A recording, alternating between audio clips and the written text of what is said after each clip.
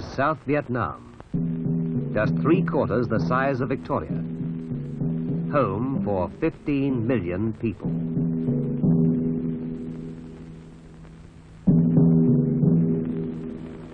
It's a land of contrasts, of dense vegetation and open plains, of winding waterways and patchwork cultivations, of rice fields and rubber and jungle-covered mountains. Scattered through nearly 4,000 villages and towns, 80% of its population live off the land. Rice and rubber are its main sources of foreign exchange and the lifeblood of the country's economy.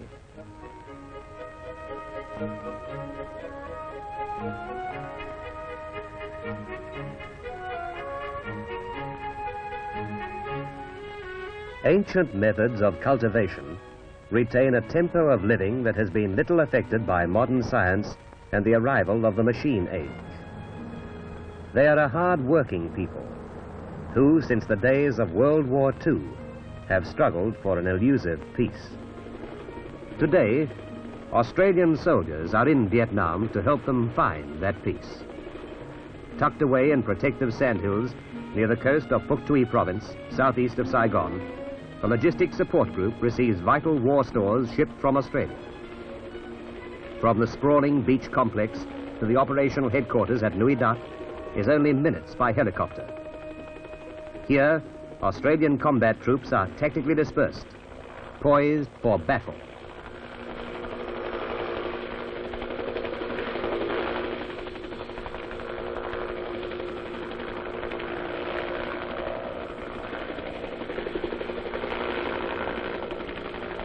Activity is continuous. Weapon pits and gun emplacements are regularly resighted to confuse the enemy. In the dank, humid atmosphere, equipment deteriorates quickly without constant care. There are always weapons to clean and to test.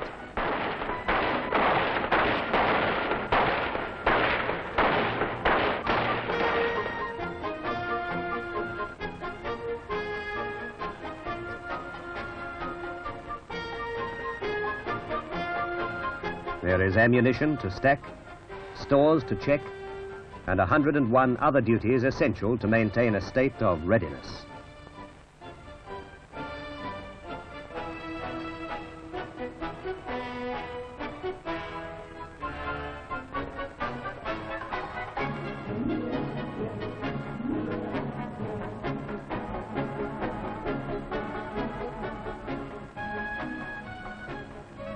There are only two seasons, the dry and the wet.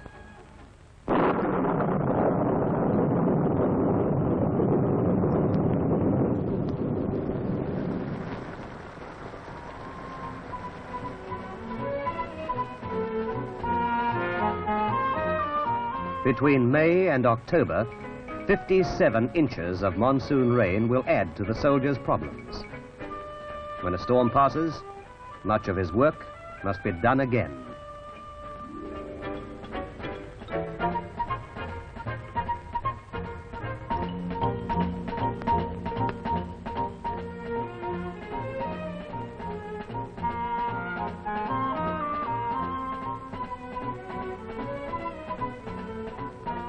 There is no pattern to the type of operation or to the length. It could be for a day, a week, or a month. It could be search and destroy, a road clearing operation, a routine patrol, or a combination of many. One factor that remains constant, however, in any type of operation is the care taken by the troops in checking weapons and equipment before they move out.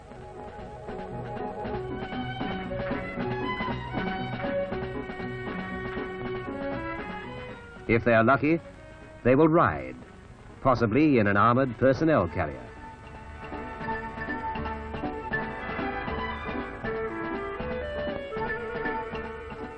Tough and versatile, the amphibious carriers give added protection and mobility to the infantry and have been adapted by the Australians to move heavy artillery pieces closer to the action.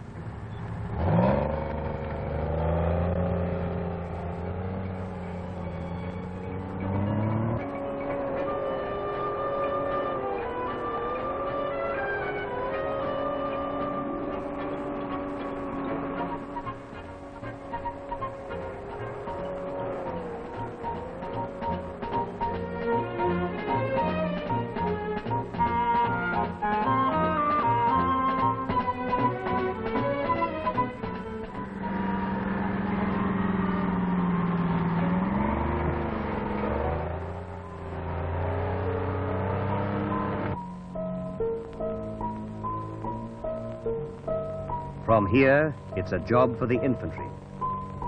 And the search begins.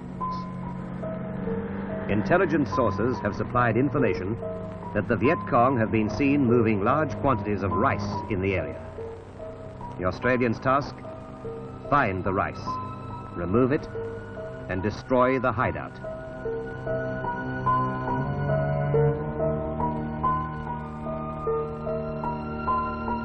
Information correct. We will need trucks.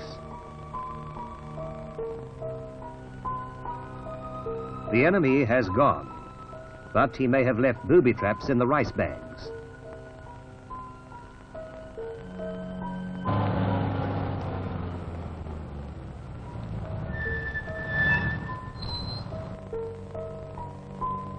Rice recovered in operations of this type not only denies vital food supplies to the enemy, it also helps compensate local villagers who have been forced to donate their harvest as Viet Cong taxes. The rice will go to local government officials, who will control distribution to the people.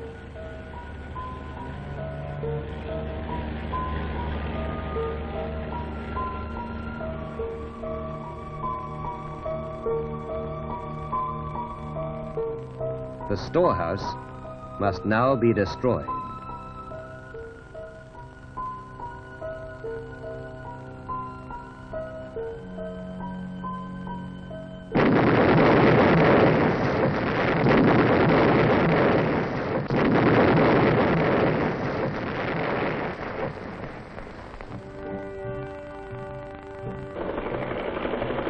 But it is the helicopter that has really transformed the face of war in Vietnam, providing a mobility undreamed of in World War II. The helicopter can move troops over tortuous and energy-sapping jungle quickly and safely to meet any operational demand.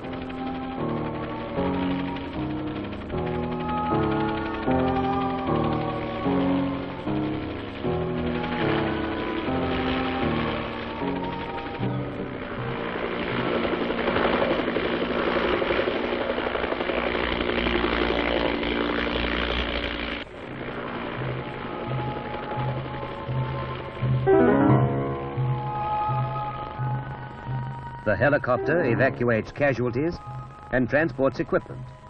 Only the very worst weather conditions keep them out of the air.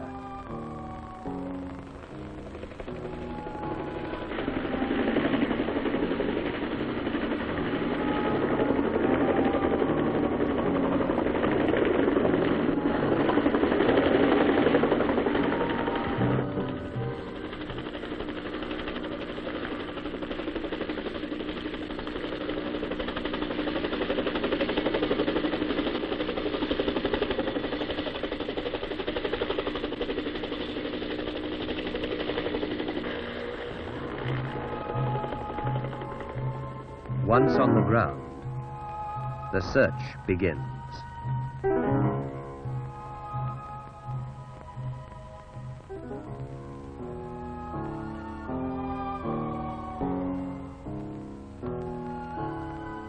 In a war that has no front line, the enemy can be anywhere and everywhere.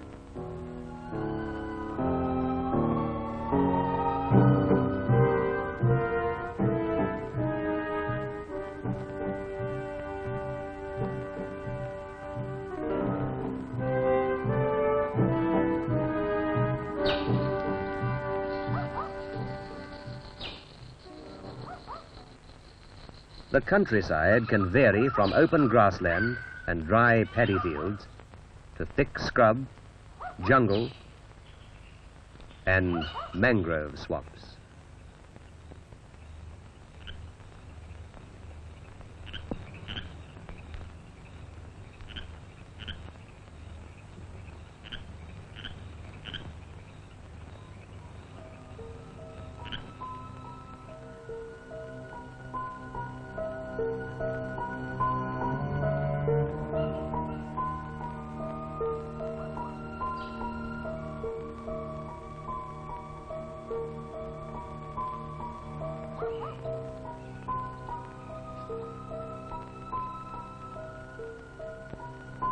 Always there is the risk of triggering a booby trap.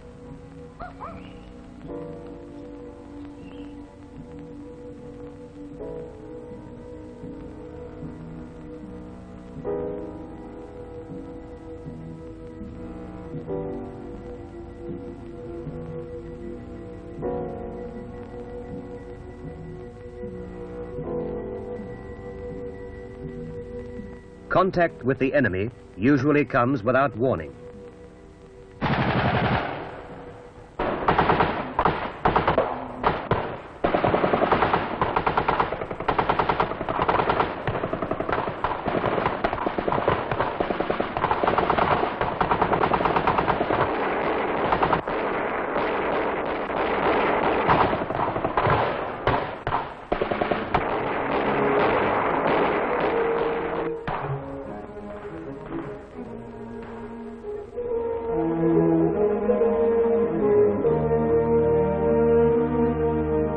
Mortar and artillery support are just a radio call away.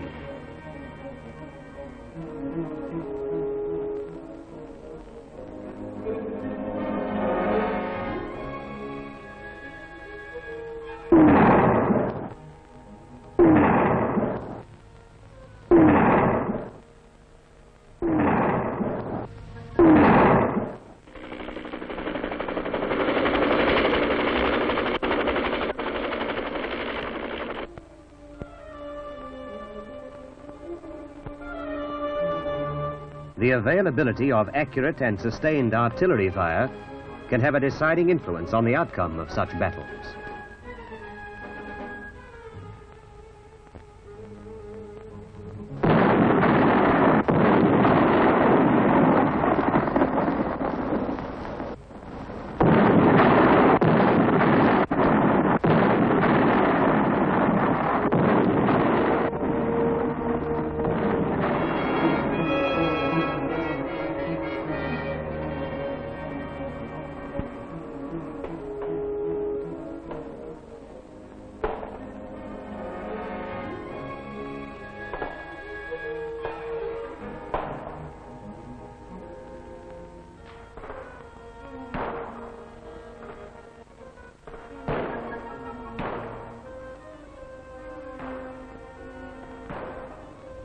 This casualty will soon be miles from the battlefield, receiving expert hospital attention.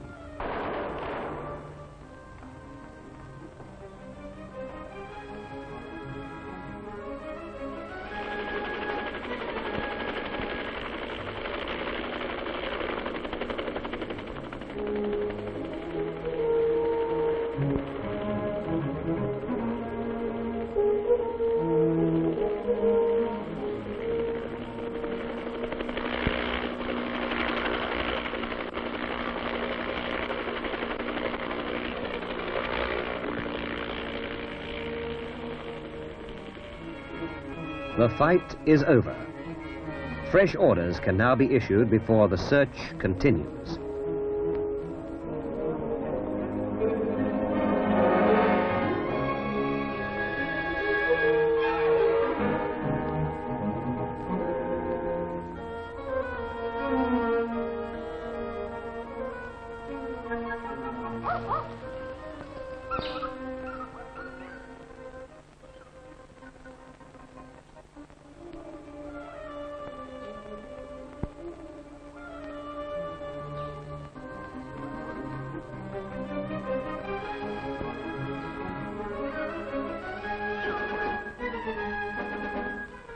Every village is approached with caution. It may be friendly, or it may be under enemy control. This one will be searched.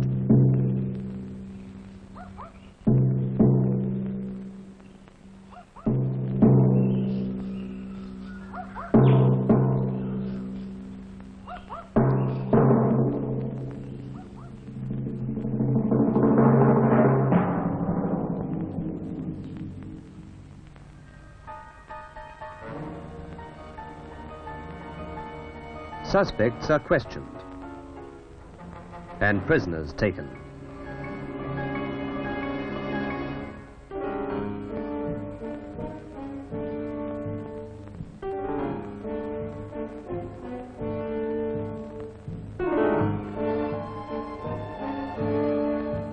Complex tunnel systems under villages often extend for miles.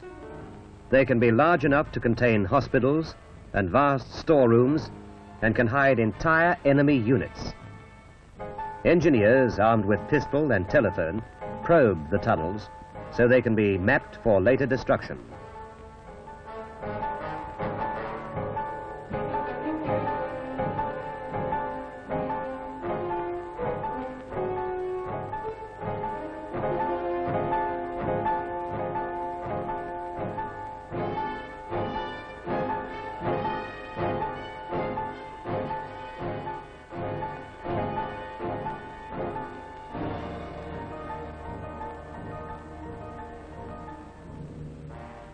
A wounded Viet Cong soldier. He will be searched and will receive medical aid.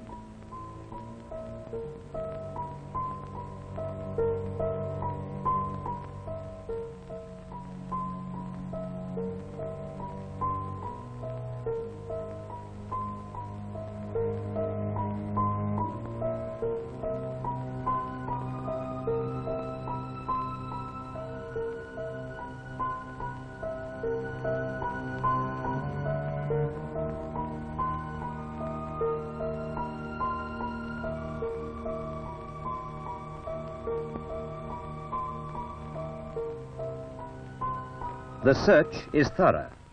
The reward can be sweet. Enough rice to feed a regiment.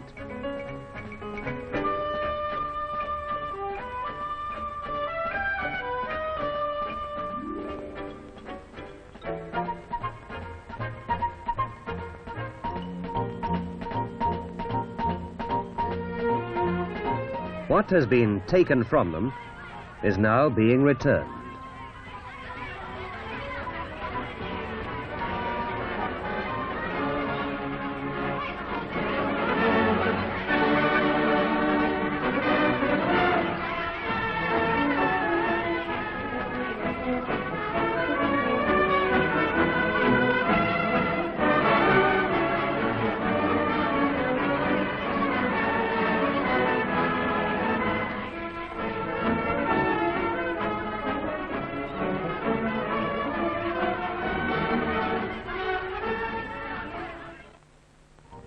The Vietnamese are a proud and independent people.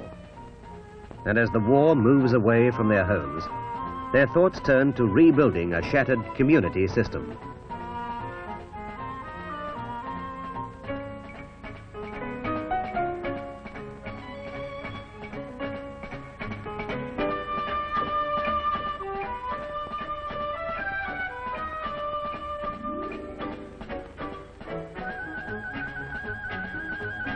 Marketplaces, schools, dispensaries and similar projects are undertaken by the villagers with the support of Australian Army know-how and technical guidance.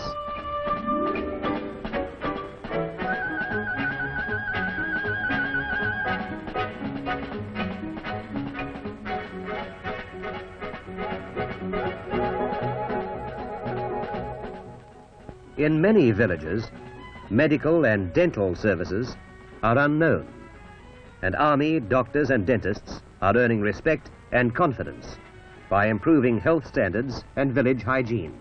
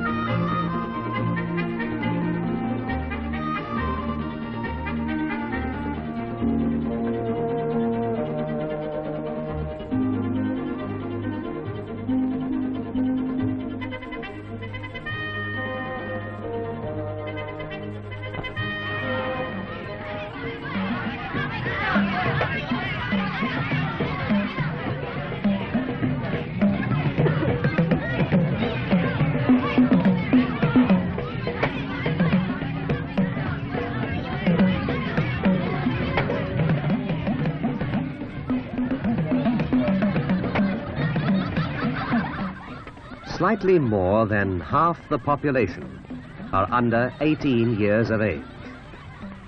Throughout their lives, they have known nothing but war. But there are times now when war can be forgotten, and the young ones can again enjoy being children.